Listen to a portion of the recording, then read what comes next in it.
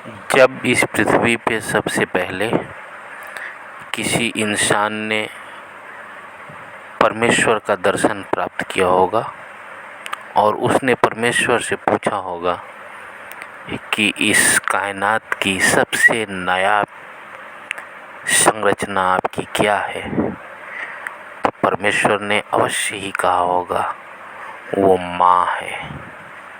माँ अपने बच्चे को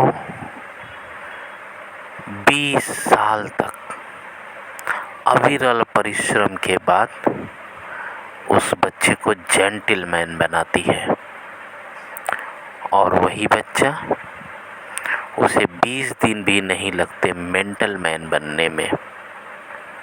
मेरी मुलाकात एक वृद्ध महिला से हुई। वृद्ध हमसे आपसे कुछ नहीं चाहते, वो चाहते हैं कि हमारा नौजवान बेटा मुझसे 2 बातें करे। मेरी बहू मेरे से मेरा हाल चाल पूछे।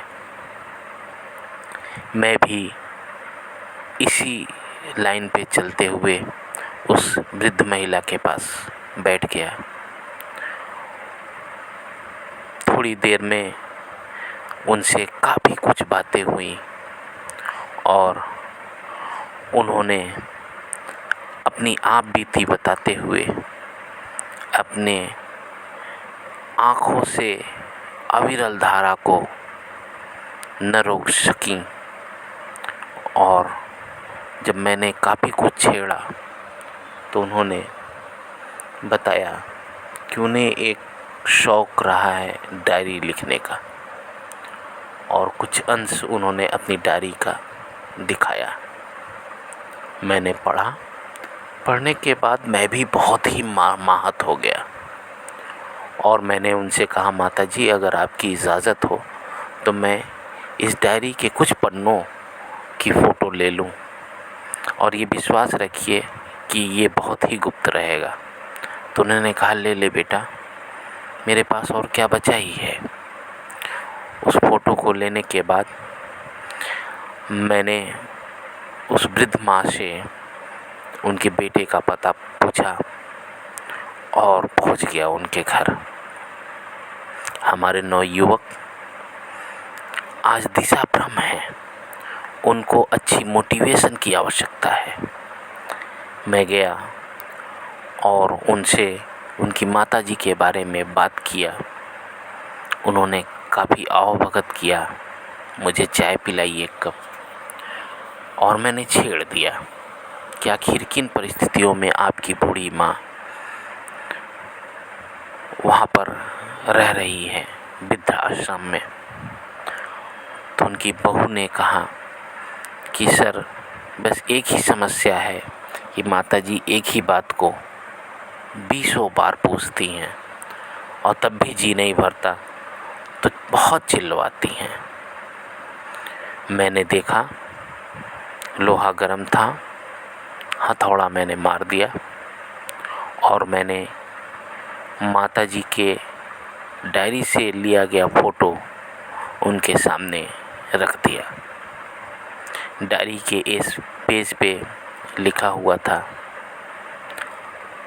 आज हमारे जीवन का सबसे महत्वपूर्ण दिन है। आज मेरी खुशी का ठिकाना नहीं है। मेरे बेटे ने पिछले 1 साल तक मुझसे एक ही सवाल किया।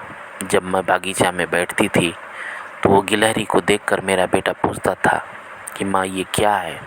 मैं उसको रोज़ बताती थी कि बेटा ये गिलहरी है, लेकिन वो गिलहरी को गिलहरी नहीं बोल पाता था, टिलहरी बोलता था। और आज मेरा बेटा हजारों बार पूछने के बाद आज अंतिम रूप से गिलहरी को गिलहरी बोल पाया, इसलिए मुझे परम आनंद की अनुभूति हो रही है। ऐसा लगता है कि ऐसा सुखद दिन फिर मेरे जीवन में कभी नहीं आएगा। डायरी पढ़ते पढ़ते बेटे और बहू दोनों के आँख नम हो गए। दोनों अविरल धारा के साथ रो रहे थे और मुझसे उन्होंने विनती किया कि सर आप एक काम कर दें, मेरी हिम्मत तो नहीं पड़ रही है माताजी के सामने जाने की, आप मेरे साथ चलिए। और उन नवयुवक दंपत्ति ने तुरंत गाड़ी निकाला, मेरे साथ वृद्धाश्रम गए और उस माताजी को सादर अपनी गलतियों का क्षमा मांगा। और उन्होंने कहा कि माँ, मैं आपसे क्षमा इस बात के लिए मांगना चाहता हूँ कि आपने मेरे बचपन में एक बात को सिखाने के लिए हजारों बार प्रयास किया है और अपने हौसले और हिम्मत को हमेशा बुलंद रखा है। मित्रों, विश्वास मानिए, उस दिन उन 9 दंपतियों को और माँ को रोते हुए देखते हुए मेरे भी आँखों में आंसू आ गए। मैं भी अपने अश्रुधारा को नहीं रोक पाया। वो लाइन मुझको याद आ गई कि जब भी मेरी कश्ती मुसीबतों के बॉर्डर से गुजरती है, किनारे पे मेरी माँ दुआ करती हुई नज़र आती है। दोस्तों, बुज़ुर्ग घर की शान होते हैं। सर पे छत की तरह एक आड़ होते हैं। बुज़ुर्गों का सम्मान करना हम नवयुवकों का फ़र्ज़ है।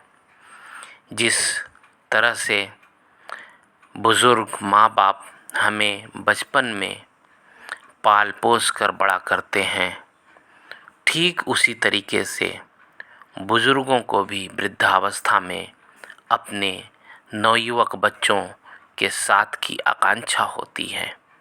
विश्वास मानिए, वह दंपत्ति खूब फूट फूट कर रोया और अपनी माँ को अपने साथ लिवाकर अपने घर जाने के लिए तैयार हो गए।